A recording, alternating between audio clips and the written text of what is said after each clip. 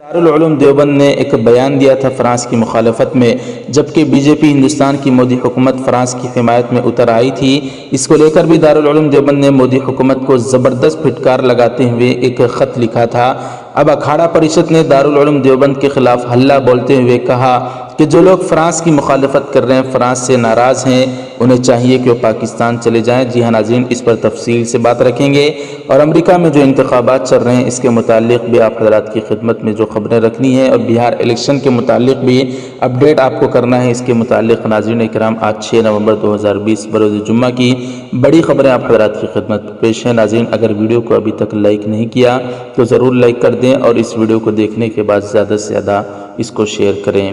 تو ناظرین، بات کرتے ہیں امریکہ کے انتخابات کے متعلق۔ بائیڈن اور ٹرمپ کے درمیان زبردست ٹکر چل رہی ہے، اور امریکہ اس وقت کس کو اپنا نمائندہ تسلیم کرنا چاہتا ہے؟ تو ناظرین، بائیڈن امریکہ میں سب سے زیادہ ووٹ حاصل کرنے والے صدارتی امیدوار بن چکے ہیں۔ بائیڈن ابھی باقاعدہ صدر تو منتخب نہیں ہوئے، لیکن انہوں نے ایک تاریخ ضرور رقم کر لی ہے۔ جی ہاں ناظرین، اور تاریخ یہ ہے کہ امریکہ میں سب سے زیادہ ووٹ حاصل کرنے والے صدارتی امیدوار اس وقت بائیڈن بن چکے ہیں۔ ابھی کئی ریاستوں میں ووٹوں کی گنتی جاری ہے، لیکن بائیڈن نے یہ تاریخ پہلے ہی رقم کر لی۔ اس کے لیے جہاں بائیڈن کی اپنی شخصیت ذمہ دار ہے، وہیں براک اوباما کا بائیڈن کا ساتھ دینا بھی ہے۔ اسی کو لے کر امریکی صدر ڈونلڈ ٹرمپ بھی اس کے ذمہ دار ہیں، کیونکہ امریکی عوام اس وقت ٹرمپ کے خلاف میں جو غصہ تھا وہ بائیڈن کی حمایت میں اتار رہی ہے۔ جی ہاں ناظرین اکرام، اسی کو لے کر امریکہ میں بائیڈن کی سرکار بنتی ہوئی نظر آ رہی ہے۔ ناظرین، عالمی سطح پر بات کریں تو مسلمانوں کے لیے بائیڈن زیادہ اہم ہے یا ٹرمپ زیادہ اہم ہے؟ تو اس کو لے کر ہم کو دیکھنا ہوگا کہ امریکہ کی مسلمان کمیونٹی اس وقت کس کے ساتھ ہے، اور کس نے زیادہ ووٹ مسلمانوں نے دیے ہیں، ٹرمپ کو یا بائیڈن کو؟ تو ناظرین، میں آپ کو بتا دوں کہ مسلم رائے دہندگان میں تقریباً 69% مسلمانوں کے ووٹ بائیڈن کو حاصل ہوئے ہیں، اور صرف 17% ووٹ وہ ٹرمپ کے حق میں گئے ہیں۔ دیکھا جائے تو CAA، NRC اور NPR کے معاملے میں بائیڈن نے ہندوستان کی حکومت کی مخالفت میں بیان دیا تھا۔ اسی کو لے کر ایک اور خبر آئی ہے کہ بائیڈن اگر امریکہ کے صدر بنیں گے تو ٹرمپ نے جو فلسطینی مسلمانوں کی امداد کو بند کر دیا تھا، خبر آئی تھی کہ اگر امریکہ کے صدر بائیڈن بن جائیں گے تو ٹرمپ نے جو امداد بند کر دی تھی فلسطینی مسلمانوں کی، وہ بائیڈن نے کہا تھا کہ ان کے صدر بن جانے کے بعد پھر سے وہ امداد بحال کر لیں گے۔ اس طرح اگر دیکھا جائے تو مسلمانوں کے حق میں بائیڈن زیادہ بہتر نظر آ رہے ہیں، لیکن ناظرین کرام، ان لوگوں پر کچھ بھروسہ نہیں کیا جا سکتا۔ اب دیکھنا یہ ہوگا کہ آگے کیا ہوگا۔ ناظرین، امریکہ کے انتخابات کے متعلق آپ کی کیا رائے ہے، ہمیں ضرور کمنٹ کر کے بتائیں۔ ناظرین، بہار الیکشن کے متعلق بات کریں تو جیسا کہ آپ کو معلوم ہوگا کہ بہار میں اس وقت الیکشن چل رہے ہیں۔ تقریباً 2 مرحلے وار کی ووٹنگ ہو چکی ہے، اور کل بروز سنیچر 7 نومبر 2020 کو تیسرے مرحلے کی اور آخری ووٹنگ ہونے والی ہے۔ ناظرین، اس وقت دیکھنا یہ ہوگا کہ اس وقت پھر سے بہار کے عوام کس کو اپنا نیتا قبول کرتی ہے۔ ایسے میں اسدالدین اویسی، آل انڈیا مجلس اتحاد المسلمین بھی بڑے زبردست طریقے سے اپنا پرچار کر رہی تھی۔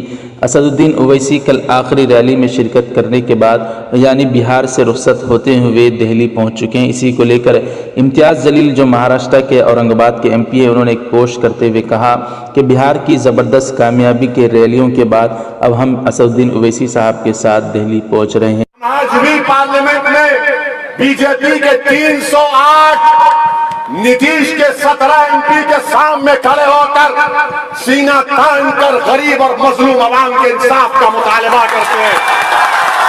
اگر غنڈہ گردی یہ سمجھتا ہے غنڈا کہ معصوم بچے کا ہاتھ توڑنے سے ڈر پیدا ہو جائے گا، بلکہ ہم کو یقین ہے کہ یہاں کی جنتا، یہاں کی امور کی جنتا ظلم کو برداشت نہیں کرے گی۔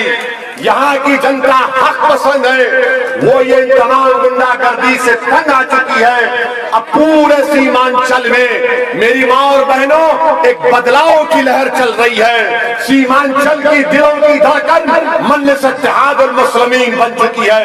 ناظرین اکرام، اس کو لے کر بہار الیکشن کے متعلق آپ کی کیا رائے ہے، ہمیں ضرور کمنٹ کر کے بتائیں۔ دارالعلوم دیوبند سے ایک اچھی خبر کھل کر سامنے آ رہی ہے۔ جی ہاں ناظرین اکرام، دارالعلوم دیوبند کے محترم حضرت مولانا مفتی ابوالقاسم نعمانی صاحب دامت برکاتہم سے SP دیہات اشوک کمار نے ملاقات کی ہے۔ جی ہاں ناظرین، SP دیہات اشوک کمار نے دارالعلوم دیوبند پہنچ کر ادارے کے محترم مفتی ابوالقاسم نعمانی صاحب سے ملاقات کی، اس دوران ایس پی دیہات اور محتمم دارالعلوم دیوبند کے درمیان لاک ڈاؤن، کورونا وائرس، تعلیمی سلسلے کی بحالی اور فرانس میں پیش آئے توہین رسالت صلی اللہ علیہ وسلم جیسے موضوعات پر گفتگو کی گئی۔ ایس پی دیہات نے اس ملاقات کو محض خیر سگالی ملاقات بتایا۔ موصولہ تفصیلات کے متعلق دیہات اشوک کمار مینا نے محتمم دارالعلوم دیوبند مفتی ابوالقاسم نعمانی سے ادارے کے مہمان خانے میں ملاقات کی۔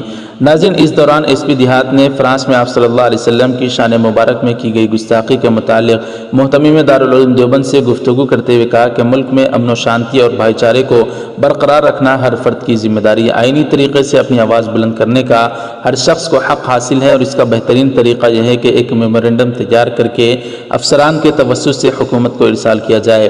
محتمم دارالعلوم دیوبند مفتی ابوالقاسم نعمانی نے کہا کہ قانون کی پاسداری ہر شخص کی ذمہ داری ہے۔ انہوں نے کہا کہ ہماری تعلیمات کا مقصد ہی امن و سلامتی ہے اور بھائی چارہ ہے، شدت پسندی کے لیے مذہب اسلام میں کوئی گنجائش نہیں۔ انہوں نے کہا کہ دارالعلوم دیوبند اور دیوبند نے ہمیشہ امن و بھائی چارے کی بات کی ہے اور آگے بھی اس کا سلسلہ جاری رہے گا، اس لیے حکومت و انتظامیہ کو اس طرف سے مکمل طور پر اطمینان رکھنا چاہیے۔ انہوں نے کہا کہ ہماری جانب سے آج ہی تفصیلی اپیل جاری کی گئی ہے جس میں قانون کی پاسداری پر خاص زور دیا گیا۔